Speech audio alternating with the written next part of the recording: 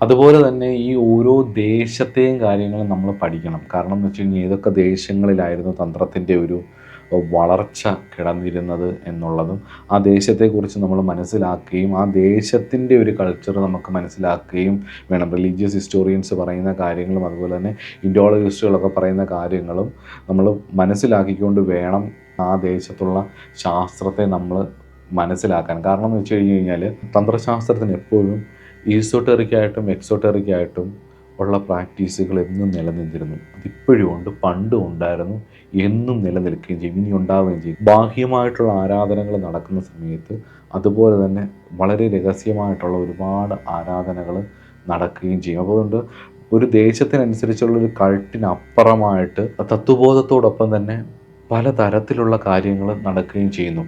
അപ്പം അങ്ങനെ നമ്മൾ കണക്ക് കൂട്ടി നോക്കുമ്പോഴത്തേക്ക് തന്ത്ര ഡിവിഷനെ വളരെ ലേറ്റസ്റ്റ് ആയിട്ടുള്ള ഈ ഒരു പുറമേയും ആന്തരികവുമായിട്ടുള്ള, അതായത് ഈസോട്ടെറിക്കും എക്സോട്ടെറിക്കുമായിട്ടുള്ള ഒരു കൾട്ട് ഉള്ളത് കൊണ്ട് തന്നെ തന്ത്രത്തെ ഏറ്റവും അടുത്ത സമയത്തുള്ള ഗ്രന്ഥങ്ങളിൽ കാണുന്ന ഒരു 7 ഡിവിഷൻ നമുക്ക് പറയാം.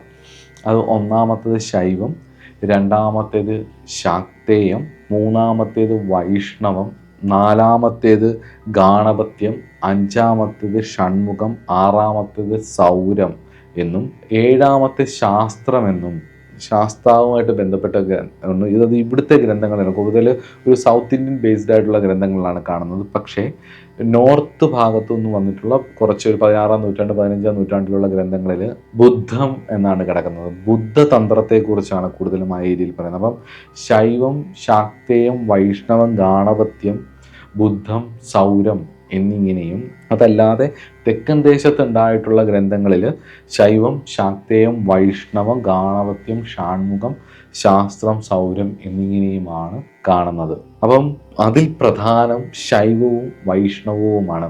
ശൈവ ഗ്രന്ഥങ്ങളെ ശൈവ രഹസ്യങ്ങളെന്നും വൈഷ്ണവ ഗ്രന്ഥങ്ങളെ അല്ലെങ്കിൽ വൈഷ്ണവ സമ്പ്രദായത്തെ വൈഷ്ണവ രഹസ്യങ്ങളെന്നുമാണ് പൊതുവിൽ പറയുന്നത്.